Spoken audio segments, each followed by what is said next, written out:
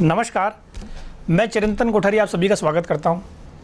आज मैं school education पे कुछ बात करना चाहता हूं। देखिए, स्कूल एजुकेशन जनरली दो तरीके से चलती है, रेगुलर क्लासेस और open schooling.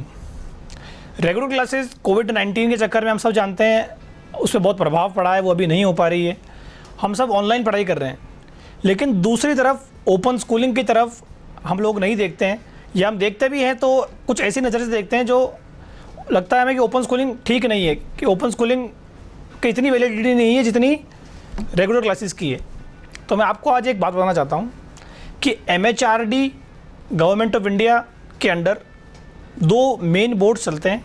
One is CBSE, जिसमें रेगुलर क्लासेस चलती है, स्कूल में जाके आप पढ़ाई करते हैं, और number 2 is national institute of open schooling NIOS, जो डिस्टेंस लर्निंग पे काम करता है, ओपन स्कूलिंग पे काम करता है। ओपन स्कूलिंग का मतलब आप रेगुलर स्कूल्स में नहीं जाते हैं, लेकिन आप तैयारी करते हैं अपने आप खुद से घर पर। तो ओपन स्कूलिंग को हम लोग इतना अच्छी नज़र से नहीं देखते हैं। हमें ऐसा लगता है कि ओपन स्कूलिंग में सिर्फ वही जाते हैं जो या तो फेल हो जाते हैं या कुछ नहीं कर पाते या बहुत उम्र निकल जाती है उसके बाद पढ़ाई करते हैं। ऐसा हमने एक माइंडसेट बना रखा है हमारे मन में, लेकिन ऐसा नहीं है। अभी आप जानते हैं कोविड-19 के कारण रेगुलर स्कूलिंग नहीं हो पा रही है, तो आप क्या पढ़ाई नहीं कर पा रहे हैं? आप पढ़ रहे हैं ना, आप खुद पढ़ रहे हैं, आप ऑनलाइन पढ़ रहे हैं, कैसे ना कैसे आप कोशिश कर रहे हैं। तो ओपन स्कूलिंग में भी क्लासेस बच्चा ऑनलाइन पढ़ता है, उनके चैनल्स पर या किसी कोचिंग इंस्टीट्यूट से, या खुद पढ़ता है। दोनों को ही मान्यता MHRD देता है, दोनों की वैलिडिटी में कोई फ़र्क नहीं है। चाहे आप IIT का एग्ज़ाम दें, चाहे आप नीट का एग्ज़ाम दें, XYZ आप कोई भी एग्ज़ाम दें, सभी एग्ज़ाम्स में ओपन स्कूलिंग भी इतना वैलिड है। लेकिन आज हम ये बात क्यों कर रहे हैं? आज हम ये बात इसलिए कर रहे हैं क्योंकि हवा अपना रुख बदल रही है। मुझे ऐसा लगता है कि अब लोग रेगुलर स्कूल की बजाय डिस्टेंस लर्निंग को, ओपन स्कूल को ज़्यादा वेटेज देंगे, ज़्यादा अपना रुझान दिखाएंगे। ऐसा क्यों? क्योंकि आज हर पेरेंट्स डरा हुआ है कि वो अपने बच्चे को स्कूल भेजे या ना भेजे, क्योंकि कोविड-19 के चक्कर में डर है।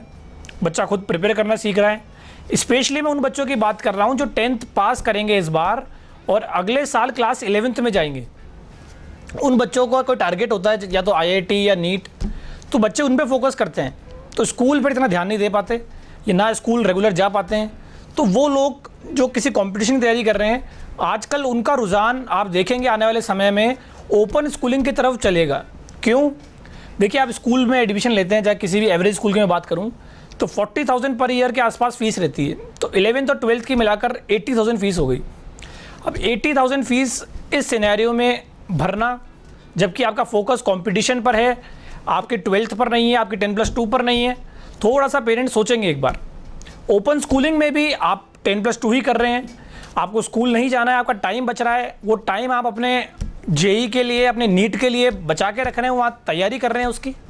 देखिए, ओपन स्कूल हो या CBSE हो, दोनों ही मार्कशीट MHRD से वेरीफाइड है। लेकिन क्योंकि आपके पास टाइम की कमी है और कोविड-19 के चक्कर में आप स्कूल नहीं जा पाएंगे, तो सब पेरेंट्स आगे जाकर आप देखेंगे कि डिसीजन लेंगे ओपन स्कूलिंग की तरफ, डिस्टेंस लर्निंग की तरफ। दूसरा बेनिफिट, देखिए, CBSE में मैं CBSE को क्रिटिसाइज़ नहीं कर रहा, किसी स्कूलिंग को क्रिटिसाइज़ नहीं कर रहा, मैं कोशिश करता हूँ कि सिस्टम के बारे में ना बोलूँ, लेकिन CBSE में बच्चे को रेगुलर जाना पड़ता है और 10+2 पे ज़्यादा फोकस करना पड़ता है instead of his exams like CBSE और नीट। लेकिन हमें पता है कि IIT और नीट अगर आपका गोल है तो वही सिलेक्शन आपको आगे काम देने वाला है।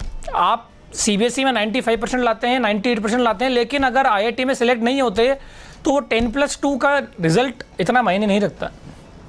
तो लोग IIT पे ज़्यादा फोकस करेंगे, नीट पर ज़्यादा फोकस करेंगे और किसी कंपटीशन एग्जाम में ज़्यादा फोकस करेंगे और ओपन स्कूलिंग की तरफ जाएंगे, क्योंकि एक तो उनका टाइम बचेगा, एक उनको रेगुलर नहीं जाना है, क्योंकि कोविड-19 से पेरेंट्स अपने वार्ड्स को नहीं भेजना चाहते, वो नहीं चाहते कि अब उनका बच्चा जाए और स्कूल में जाए और ऐसा करे। तो लोग अब डिस्टेंस लर्निंग की तरफ मूव करेंगे।